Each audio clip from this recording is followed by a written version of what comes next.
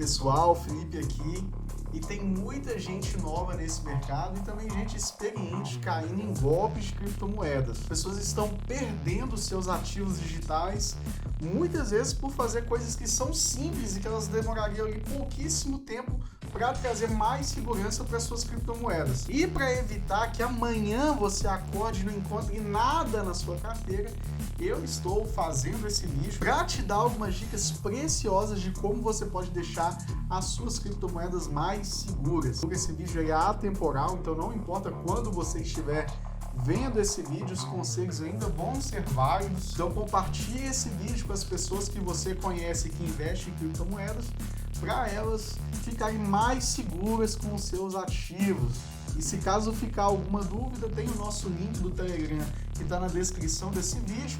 E também tem os comentários aí, você pode comentar à vontade, tirar sua dúvida à vontade, que eu sempre vou responder todos vocês. E a primeira dica, né, talvez a mais preciosa e mais importante de hoje, logo de cara, é que você tem que ter custódia das suas criptomoedas. Você não pode deixar aquilo que você está guardando para sua aposentadoria na mão de terceiros e terceirizar a segurança do seu dinheiro. Deixar num banco, deixar numa corretora, que seja.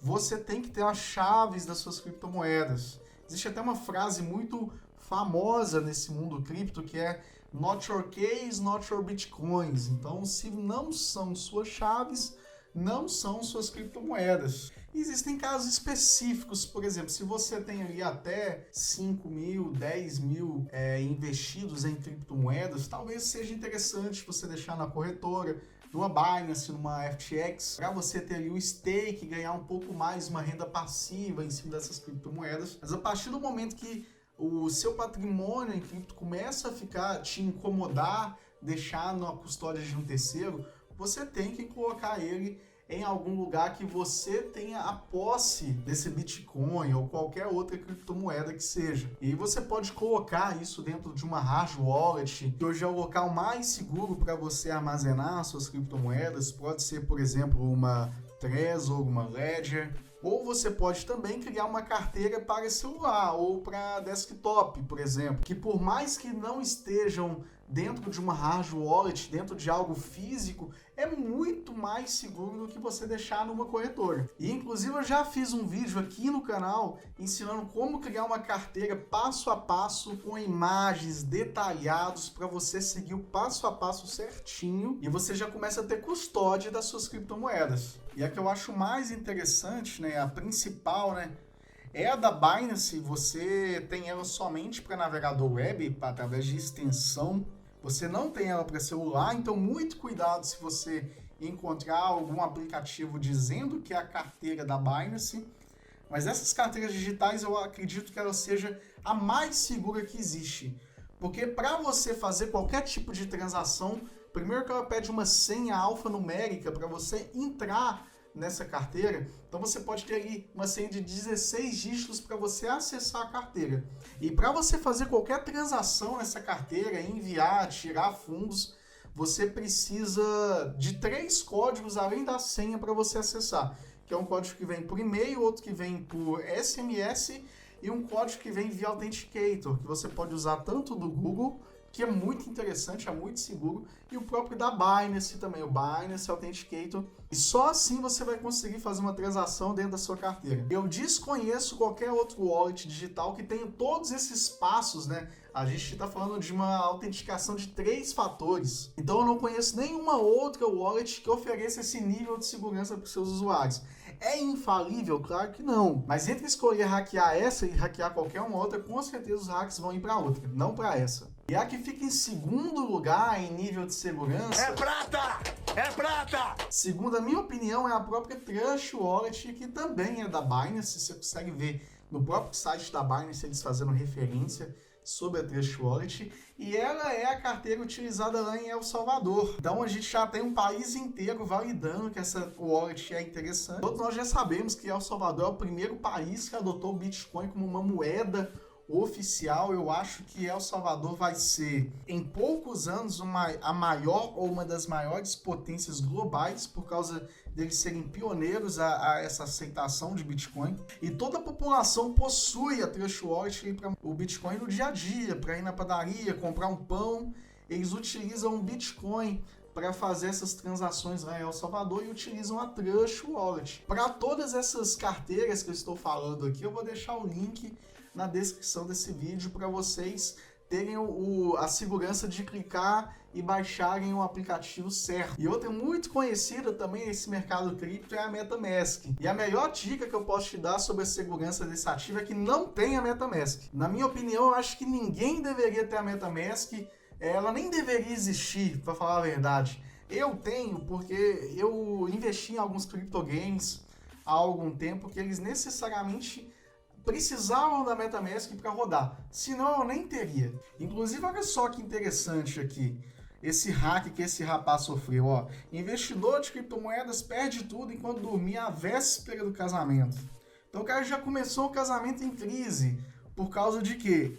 MetaMask, ó.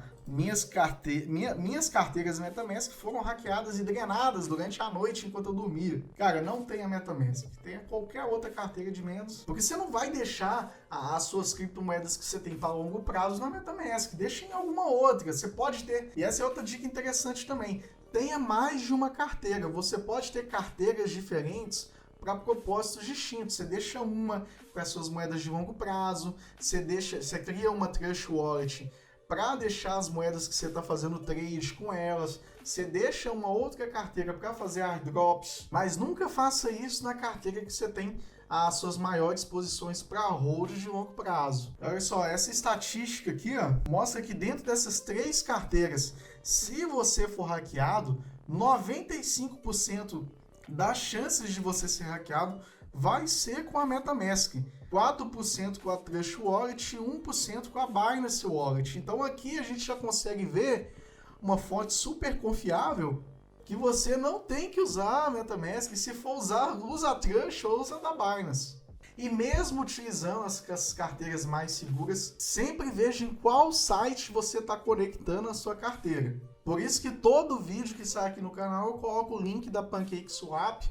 Vou colocar também o link da Uniswap para você acessar o link certo. Às vezes os hackers colocam um N a mais ou um I a mais. Até no próprio site da corretora ele está todo igual. Eles fazem um clone da página e trocam só alguma coisa. Quando você conecta a sua wallet, eles tiram de lá todos os seus BNBs, todos os seus Ethereums, todos os seus Bitcoins, porque você permitiu, você conectou sua carteira lá naquele site e agora eles têm permissão de tirar os seus tokens de lá. E outro motivo agora também, falando para vocês terem a custódia dos seus ativos, é porque durante essa crise, essa doença que a gente teve agora, a gente teve uma impressão de dólar muito grande. A gente imprimiu a quantidade que a gente teve em 200 anos nesses últimos 2 anos. Então, o impacto financeiro que a gente vai ter disso ainda é inimaginável. E eu vou fazer um vídeo melhor explicando os impactos e os possíveis impactos que isso pode acontecer.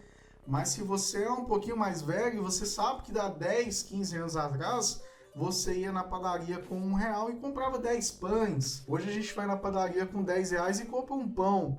Então a gente tem visto o papel moeda, né? A moeda fiduciária, o real, o dólar, perdendo seu valor ao longo do tempo. Ao contrário, o Bitcoin se valorizando ao longo do tempo, porque ele tem uma característica que essas moedas não têm. Ele é escasso, ele é finito. Ninguém pode ir lá e ligar uma máquina de impressão para criar novos Bitcoins. Por isso ele tem tanto valor. Por isso eu confio muito mais no Bitcoin a longo prazo do que no real e no dólar. Só que existe um risco governamental muito grande.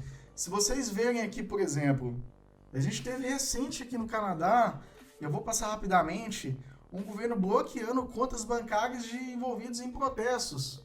Por mais que eu concorde ou não com o motivo do protesto, a gente tem um precedente muito perigoso. Quando você vê um governo começando a bloquear e impedindo seus cidadãos a sacarem o dinheiro que é deles.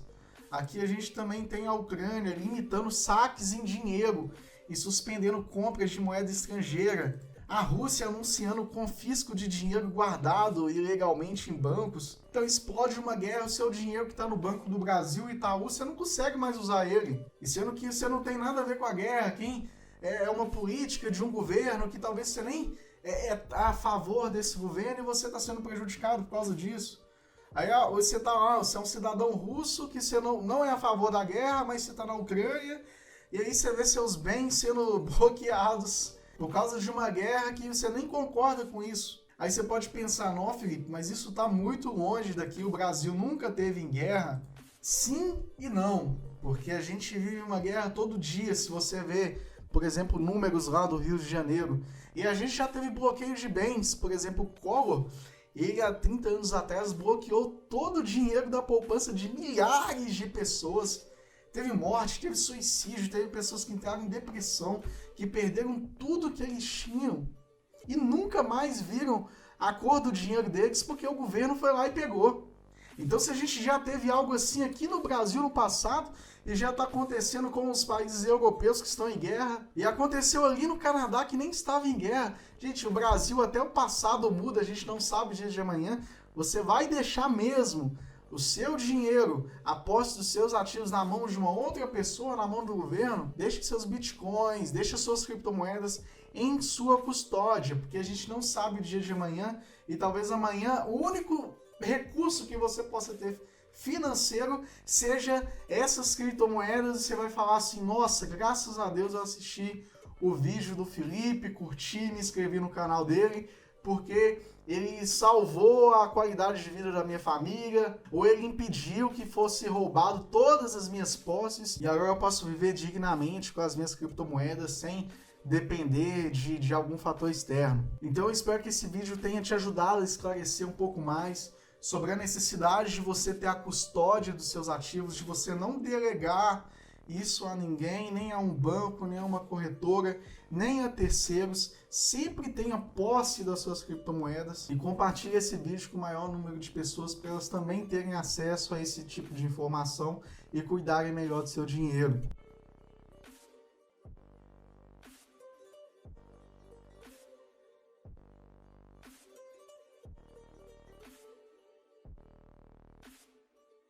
Que uma coisa importante que a gente precisa entender é que você não está investindo em Bitcoin, né? A sua visão sobre o Bitcoin talvez precisa mudar, porque você não está investindo em Bitcoin para ele se valorizar, depois você vender e comprar real, comprar dólar, para comprar outras coisas, bens e serviços. A gente tem que comprar Bitcoin porque talvez a gente não sabe se vai existir real e dólar ou se eles vão ter esse valor lá no futuro, lá na frente.